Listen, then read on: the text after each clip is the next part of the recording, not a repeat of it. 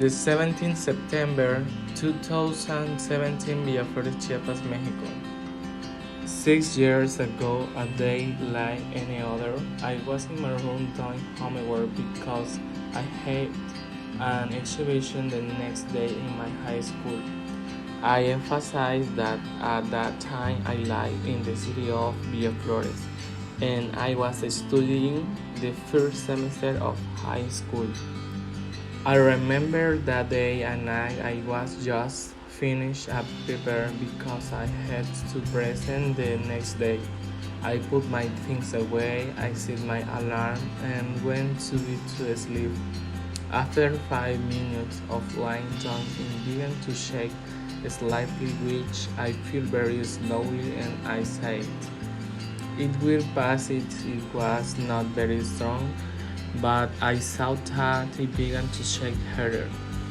Then I grabbed my cell phone, I put on my sandals, and we out to the small patio that my uncles and aunts have.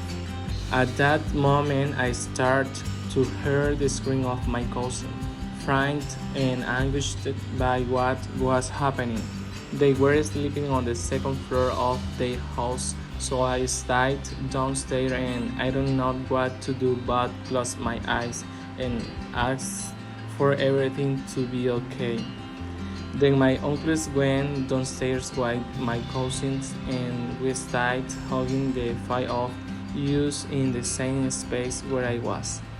I heard how the dishes were falling and how the fence was moving. For a moment I thought it was going to fall on us. Never in my life has anything like this ever happened.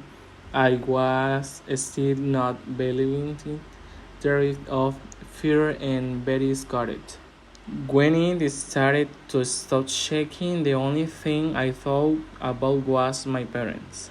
My siblings and my relatives. This part was the most worrying because my parents were in my community where everything around us easy, and my friends told me that there was a tsunami alert.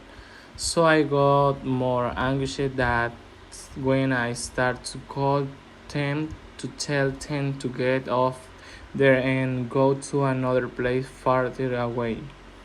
Then calls were not coming in because there was no signal, and this was even worse for me because I did not anything about them. I could not deal with that anguish. Then my uncles told me to calm down and that everything was going to be fine, but they also looked very worried. After saying that the aftershocks continued, my uncles decided to go to visit one of his nephews who lived alone.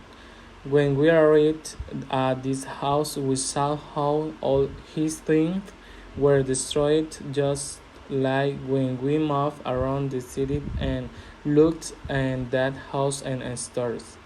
Then we moved to the house of my uncle's parents, where all their relatives were gone in clear quarantine, where we were not in danger.